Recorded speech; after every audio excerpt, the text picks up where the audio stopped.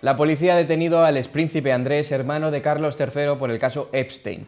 La ley debe seguir su curso, ha declarado el monarca británico tras conocerse la detención. Saludos, bienvenidos a Euronews Hoy. El ejército de Estados Unidos está preparado para atacar Irán, aunque Donald Trump aún no ha tomado una decisión al respecto. En Corea del Sur, un tribunal ha condenado al expresidente Yoon a cadena perpetua por la declaración de la ley marcial.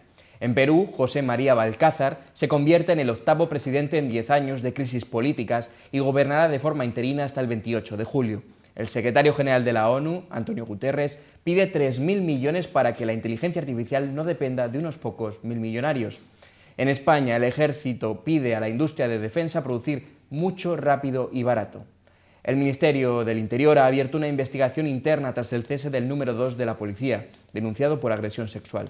Las pesquisas sobre la violación de una inspectora por parte del principal mando operativo de la policía se centran en si más personas dentro del cuerpo del Ministerio tuvieron conocimiento de los hechos. En el ámbito deportivo, el Real Madrid ha aportado a la UEFA todas las pruebas sobre el presunto insulto racista a Vinicius. Comenzamos con el informativo.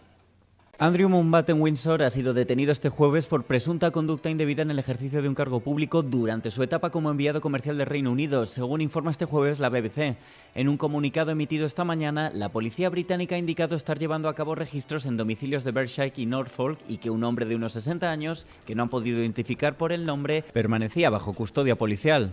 El Financial Times informó el martes que unos correos electrónicos muestran que Andrew acordó ayudar a negociar un intercambio de 8.000 millones de dólares en efectivo por petróleo en el que participaron dos entidades extranjeras. El propio Andrew reconoció en una entrevista con la BBC en 2019 que no se arrepentía de su amistad con el financiero, acusado de abusar sexualmente y de traficar con menores de edad. Ucrania y Rusia acaban sin avances la segunda jornada de conversaciones en Ginebra. La ronda de negociaciones trilateral entre Ucrania, Rusia y Estados Unidos terminó el miércoles sin avances aparentes en los esfuerzos para lograr un acuerdo político para poner fin a la guerra. Tras la segunda jornada de conversaciones, que duró apenas 2 horas, el presidente Volodymyr Zelensky confirmó que las negociaciones incluyeron la vía militar y la política, con una visión constructiva en la vía militar. Sin embargo, Zelensky admitió que la vía política es más compleja. Los territorios de Ucrania ocupados por Rusia siguen siendo el principal escollo en las negociaciones. Kiev sostiene que congelar las posiciones actuales ofrece la base más realista para un alto el fuego en esta fase, pero Moscú exige que las fuerzas ucranianas se retiren del Donbass como condición previa para cualquier acuerdo. Esta exigencia incluye partes de las regiones ucranianas de Donetsk y Lugansk. El otro asunto sensible es el control de la central nuclear de Zaporilla. La supervisión del alto el fuego y el cese de la guerra contará con la participación estadounidense. Perú ha elegido a su octavo presidente en los últimos 10 años, profundizando la grave crisis política y de corrupción institucional que atraviesa la nación andina. El elegido en esta ocasión es el interino José María Balcázar, que sustituye a José Gerí, investigado por tráfico de influencias tras reunirse en secreto con dos empresarios chinos de una misma compañía. Perú, con una gran comunidad migrante hacia países asiáticos, también en Japón, es una de las naciones sudamericanas en donde China ha invertido más en los últimos años. Gerí también se encontraba en una situación de interinidad desde hacía 4 meses y sigue a dos expresidentes, Dina Boluarte en 2025 y Pedro Castillo en 2022, que fueron despojados de sus cargos por una moción de censura en el Congreso y con cargos penales a sus espaldas, como Balcázar. La Fiscalía también ha abierto una investigación sobre si Gerí ejerció influencia indebida en el nombramiento de 9 mujeres para cargos públicos. Encargado del Congreso de la República. Perú celebrará sus próximas elecciones presidenciales el 12 de abril. Huelga general en Argentina contra la reforma laboral impulsada por el gobierno de Javier Milei. En esta jornada no funcionan ni aviones, ni trenes, ni el metro, ni la mayoría de las líneas de autobuses. La huelga ha provocado la cancelación de más de 400 vuelos, afectando a más de 64.000 pasajeros. Decenas de trabajadores se dirigen hacia el Congreso para protestar contra el proyecto que cambiará radicalmente las condiciones del trabajo en Argentina. A la protesta se han sumado 13 sindicatos y la Central de Trabajadores de Argentina, mientras que los servicios esenciales de limpieza y de salud pública también registran interrupciones parciales. El eje de la protesta es la reforma laboral, que ya recibió el visto bueno del Senado el 12 de febrero, cuando se desató una batalla campal entre policía y manifestantes cerca del Congreso. Ahora debe debatirse por la Cámara Baja este jueves. Un tribunal surcoreano ha condenado al presidente Yoon Suk-yeol a cadena perpetua tras declararlo culpable de planear una insurrección durante su breve imposición de la ley marcial a principios de diciembre de 2024. Yoon fue declarado culpable de liderar una rebelión tras ordenar al ejército y a la policía que rodearan la Asamblea Nacional, liderada por los liberales, tras imponer el decreto en un intento de superar a una legislatura controlada por la oposición. Su ley marcial solo duró unas 6 horas antes de que un quórum de legisladores lograra romper el bloqueo militar y votara a favor de levantar la medida. El tribunal afirmó que el decreto de Yoon tenía como objetivo establecer un poder sin control durante un tiempo considerable. Yoon fue suspendido pocos días después tras ser sometido a un juicio político por los legisladores antes de ser destituido formalmente por el Tribunal Constitucional en abril por unanimidad. Se encuentra detenido desde julio del año pasado y los fiscales especiales han solicitado la pena de muerte por subvertir la constitución del país y amenazar su democracia. Se espera que Yoon recurra la sentencia, aunque los analistas creen que es poco probable que los tribunales la modifiquen. El presidente de Uzbekistán ha formalizado en Washington el lanzamiento de una plataforma conjunta de inversión entre Uzbekistán y Estados Unidos.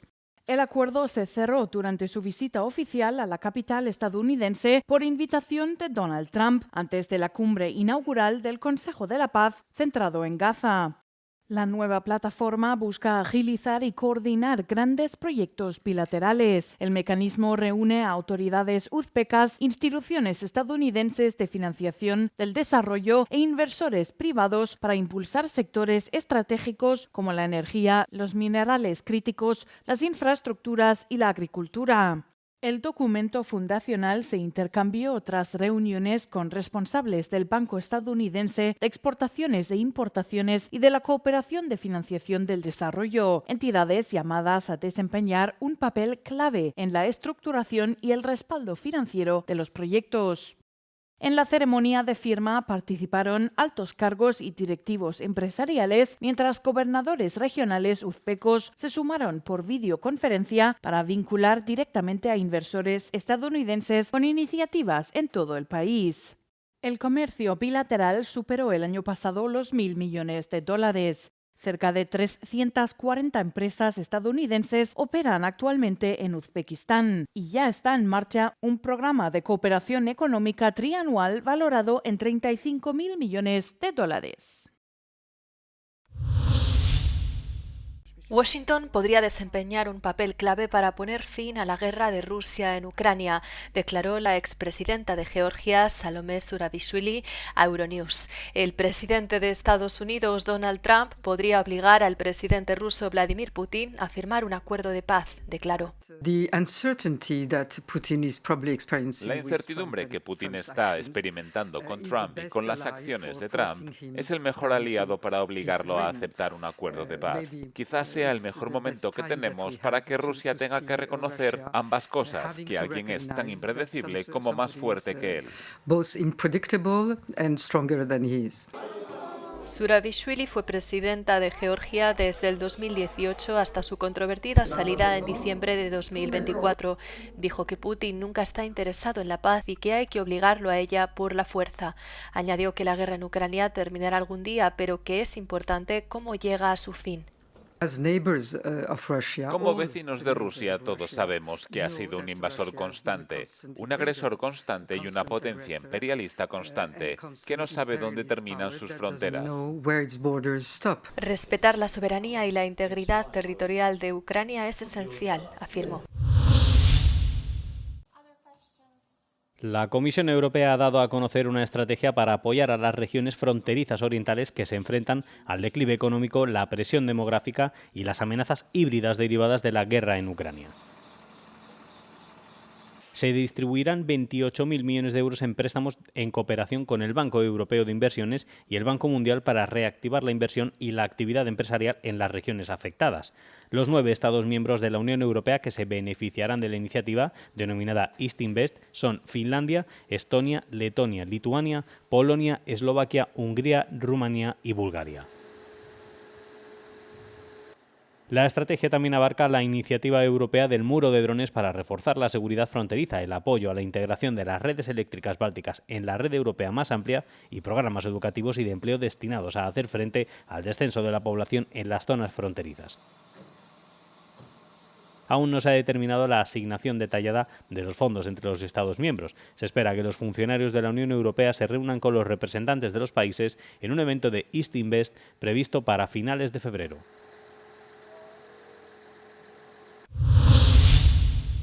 Renunciará Christine Lagarde como presidenta del Banco Central Europeo antes de que termine su mandato. Así lo indican varios informes que apuntan a que Lagarde podría dejar su puesto en Frankfurt antes de las elecciones francesas de abril de 2027. El BCE afirma que no se ha tomado ninguna decisión al respecto. En caso de dimitir antes de tiempo, Christine Lagarde permitiría al presidente francés saliente Emmanuel Macron y al canciller alemán Friedrich Merz supervisar el nombramiento de su sucesor. Dado que Macron no puede presentarse a un tercer mandato por motivos constitucionales, en Bruselas, París y Berlín crece el temor por el auge de los partidos de extrema derecha, Agrupación Nacional y Alternativa para Alemania. Klaas Knot, exdirector del Banco Central de los Países Bajos, y Pablo Hernández de Cos, exgobernador del Banco de España, son los sucesores más probables de Christine Lagarde, según una encuesta del Financial Times. Hungría y Eslovaquia han suspendido los suministros de combustible diésel a Ucrania en respuesta al incumplimiento por parte de este país de reanudar los suministros de petróleo ruso a Hungría y Eslovaquia a través del oleoducto Druzhba. Los suministros a través del mismo oleoducto se suspendieron el 27 de enero y no se han reanudado desde la decisión de Ucrania, a pesar de que esto sería técnicamente posible. El ministro de Asuntos Exteriores, Péter Szijjártó, destacó que Hungría desempeña un papel importante y fundamental en el suministro energético de Ucrania. Una gran parte de las importaciones de gas, electricidad y diésel de Ucrania pasan por Hungría y tienen su origen en este país.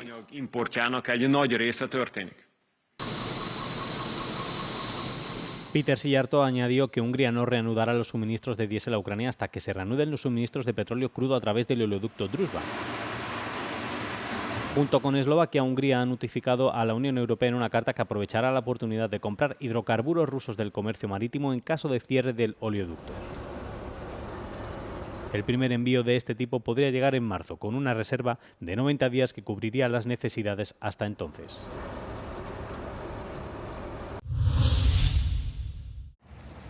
Francia ha encadenado 35 días consecutivos de lluvias, el periodo más largo desde que comenzaron los registros en 1959.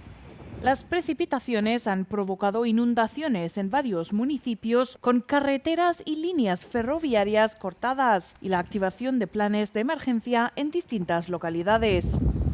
La Agencia Meteorológica de Francia mantiene la alerta roja por inundaciones en 4 departamentos del suroeste del país.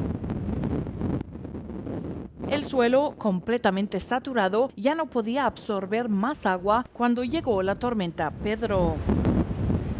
Aunque ha sido calificada como una tormenta invernal no excepcional, su impacto ha llevado a las autoridades meteorológicas a extremar la prudencia tras el reciente paso de otros 2 temporales por el país.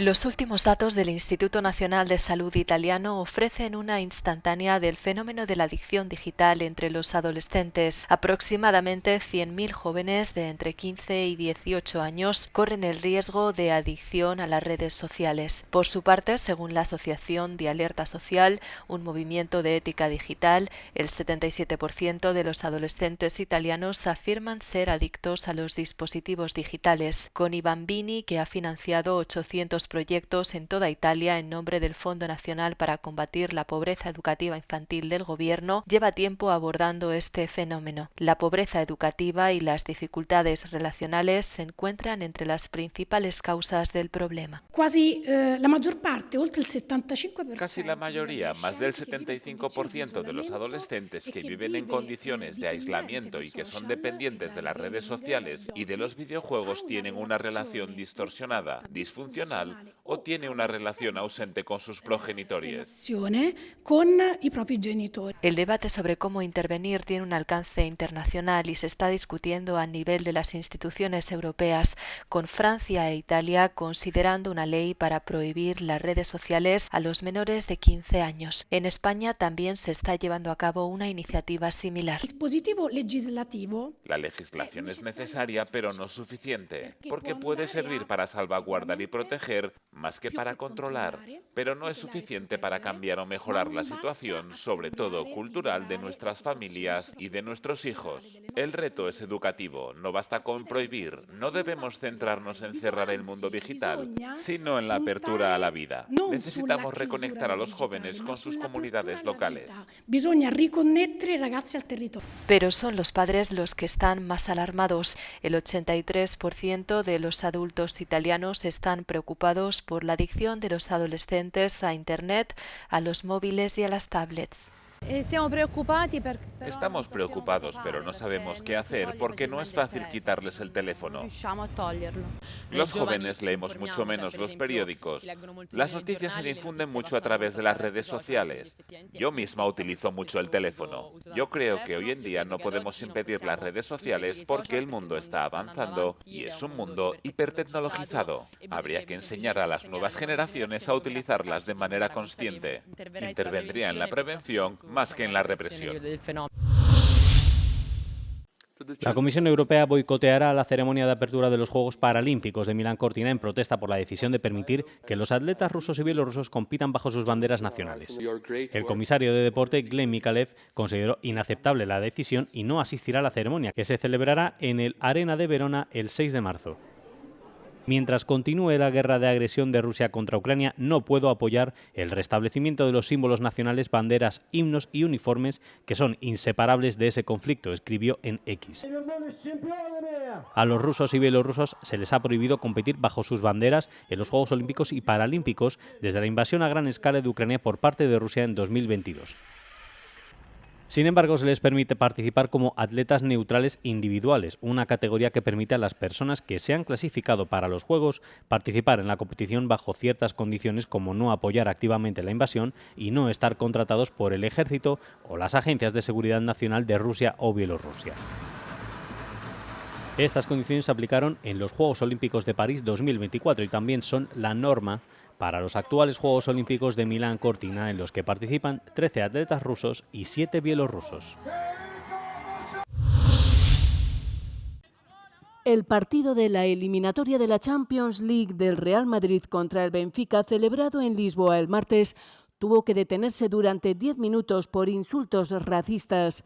La estrella del Real Madrid, Vinicius Junior, acusó a su rival Gianluca Prestiani de insultarlo tras marcar un tanto que celebró en exceso y que le costó la sanción de una tarjeta amarilla. Después del gol, Vinicius se dirigió al árbitro François Letessier para denunciar que Prestiani había proferido insultos racistas contra él. El brasileño Vinicius asegura que le llamó mono tapándose la boca con la camiseta, acusación que Prestiani niega. El jugador argentino ha desmentido a Vinicius, dice que lo malinterpretó y denuncia amenazas de los jugadores del Real Madrid.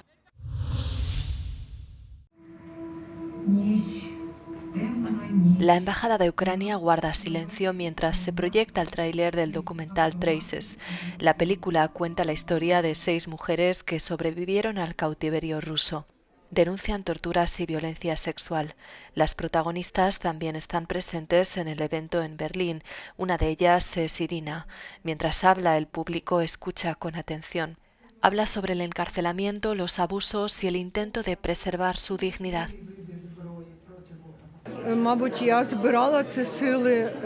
Me llevó muchos años reunir las fuerzas para hablar de ello, porque solo lo conté por primera vez 5 años después de la experiencia y no fue fácil. El documental no muestra escenas explícitas de violencia. En lugar de ello, las mujeres regresan a sus lugares del pasado, a muros con agujeros de bala, a jardines devastados. Allí cuentan sus historias. La directora eligió deliberadamente esta manera de hacerlo. Cuando estuve en la región de Jersón después de la ocupación, vi huellas de esta guerra, rastros de la agresión rusa por todas partes, campos minados, campos en llamas, casas destruidas y también personas heridas. Pero hay algunas heridas que podemos ver, son visibles, y otras invisibles. Y empecé a pensar cómo podemos construir esto, la coexistencia de estos rastros visibles e invisibles. Coexistence of these visual traces and invisible traces. Al margen de la Berlinale, numerosos representantes de la sociedad civil en la embajada apoyan la iniciativa de las mujeres llamada SEMA, que lucha contra la violencia sexual como arma de guerra y apoya a las personas afectadas. Die Ukrainer heute kennen. Los ucranianos de hoy pueden ser un buen ejemplo de cómo funciona la sociedad, cómo se defiende la democracia y cuáles son exactamente los valores europeos que forman la base de nuestra conciencia en Europa y qué significan realmente. Al final de la velada, a pesar de la gravedad de los testimonios, también hay un sentimiento de solidaridad. Las mujeres se mantienen unidas. Aumenta el número de mujeres científicas e ingenieras en toda la UE. Más de 73,8 millones de personas de entre 25 y 64 años trabajaban en el ámbito de la ciencia y la tecnología en la UE en 2024. El número de mujeres entre ellas iba en aumento. La cantidad de mujeres científicas e ingenieras en la UE pasó de 3,4 millones en 2008 a 7,9 millones en 2024. Entre los países de la UE, las mayores proporciones de mujeres científicas e ingenieras se registraron en Letonia con un 50,9%, Dinamarca con un 48,8% y Estonia con un 47,9%. Por el contrario, la menor representación se registró en Finlandia con un 30,7%, Hungría con un 31,7% y Luxemburgo con un 32,4%. En el conjunto de las actividades económicas, las mujeres representaban el 40,5% de la mano de obra científica e ingeniera de la UE en 2024. A pesar de ello, las mujeres siguen estando muy infrarrepresentadas en la ciencia y la ingeniería, ya que solo representan el 25% de los profesionales autónomos en estos campos y en las TIC. Además, las mujeres que han nacido fuera de la UE tienen menos probabilidades de trabajar como científicas e ingenieras que las nacidas en otro país de la UE o las que nacieron en el país de la UE en el que trabajan. Las cifras más bajas se registran en Luxemburgo y en Países Bajos. ¿Se concederá el derecho al voto a los inmigrantes regularizados en España? La controvertida decisión de España de conceder la regularización a alrededor de 500.000 de inmigrantes indocumentados ha avivado el debate sobre la inmigración en toda Europa. Sin embargo, entre las críticas y análisis más auténticos también han surgido afirmaciones dudosas y engañosas. Tomemos como ejemplo estas publicaciones en X, algunas de las cuales afirman que los inmigrantes recién regularizados obtendrán el derecho al voto, mientras que otras dicen que se les concederá la ciudadanía por la vía rápida para permitirles votar, acusando al gobierno de manipulación electoral y de importar un bloque de votantes. El Ministerio del Interior afirma en su página web que solo los ciudadanos españoles registrados y mayores de edad pueden votar en las elecciones generales y en las elecciones de las comunidades autónomas españolas. En las elecciones europeas pueden votar los ciudadanos de la Unión Europea residentes en España. En las elecciones locales, el derecho a voto se extiende a los ciudadanos de un grupo de 13 países no pertenecientes a la Unión Europea con los que España tiene un acuerdo recíproco. En entre ellos Islandia, Noruega y el Reino Unido, siempre que cumplan los requisitos de residencia. La medida de regularizar a unos 500.000 inmigrantes no cambia nada de eso. La afirmación de que estos inmigrantes pueden obtener la ciudadanía española en solo 2 años también es engañosa. Solo si se es ciudadano de determinados países como Portugal o los de América Latina, se puede solicitar la ciudadanía tras 2 años de residencia legal. La gran mayoría de las personas deben vivir en España durante 10 años, con periodos más cortos para los refugiados o los nacidos en España, por ejemplo. Tal y como están las cosas, el decreto proporcionará a los migrantes afectados un permiso de residencia de 1 año y el derecho a trabajar en cualquier lugar de España, lo que, según el Gobierno, impulsará el crecimiento económico del país y cubrirá la escasez de mano de obra.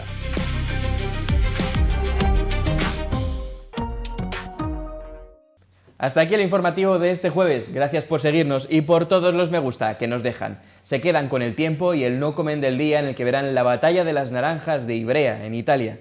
Buenos días, buenas tardes, buenas noches. Euronews, el tiempo.